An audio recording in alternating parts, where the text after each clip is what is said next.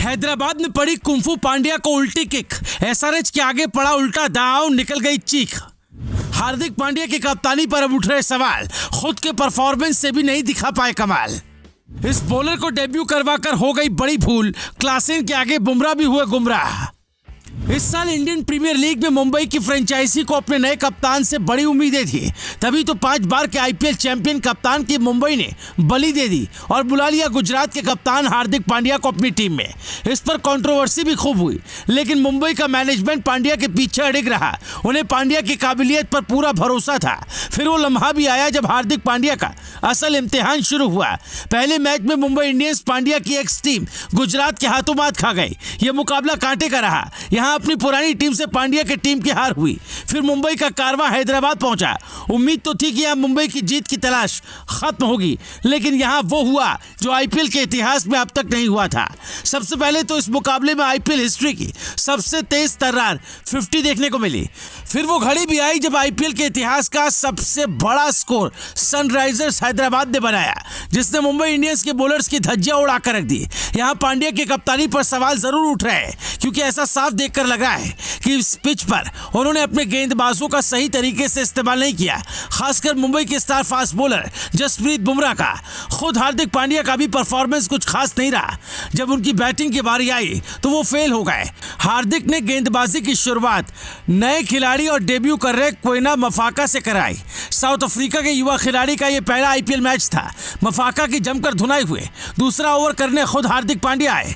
उन्होंने एक्सपीरियंस तेज गेंदबाज जसप्रीत बुमराह से पारी का चौथा ओवर करवाया, जो वाकई चौंकाने वाला रहा। इसके बाद उन्होंने बुमराह को एकदम से रोक दिया, उन्हें हेनरिक क्लासेन के लिए बचाकर रखा। तब तक ट्रेविस हेड, अभिषेक शर्मा और एडन मार्करम ने रनों की बारिश कर दी थी। जब बुमराह को हार्दिक ने बुलाया तो क्लासेन ने उन्हें भी नहीं बख्शा। बुमराह ने 4 ओवर में 36 रन दे दिए। उन्हें कोई सफलता भी नहीं मिले। हार्दिक की कप्तानी की आलोचना गुजरात टाइटंस के खिलाफ पिछले मैच में भी हुई थी। अब एक बार फिर से क्रिकेट एक्सपर्ट के वो निशाने पर आ गए। इरफान पठान ने हार्दिक की कप्तानी पर सवाल उठाए। उन्होंने एक्स पर लिखा, हार्दिक पांड्या की कप्तानी साधारण से भी नीचे स्तर की रही है। जब लगातार रन बन रहे थे तो बुमराह को काफी देर तक दूर रखना तो मेरे समझ से बाहर है।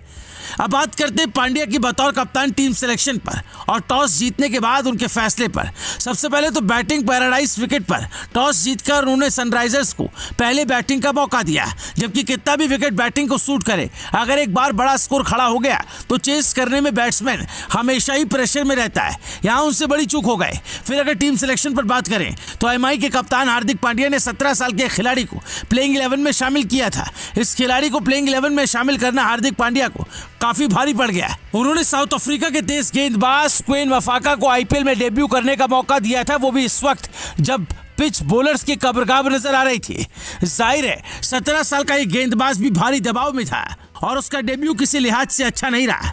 उसने अपने 4 ओवर में बिना एक भी विकेट लिए 66 रन खर्च कर दिए। इसी के साथ ये किसी भी खिलाड़ी का आईपीएल डेब्यू में सबसे खराब परफॉर्मेंस रहा। अगर हम आईपीएल के इतिहास में सबसे खराब बॉलिंग परफॉर्मेंस की बात करें तो यहाँ मफाका का ही नाम लिया जाएगा। कुल मिलाकर कहा जा सकता है कि हार्दिक पांड्या की कप्तानी का मैजिक गुजरात की टीम छोड़ते ही खत्म सा दिख रहा है। उनके फैसले और एटीट्यूड की हर तरफ जमकर आलोचना हो रही है।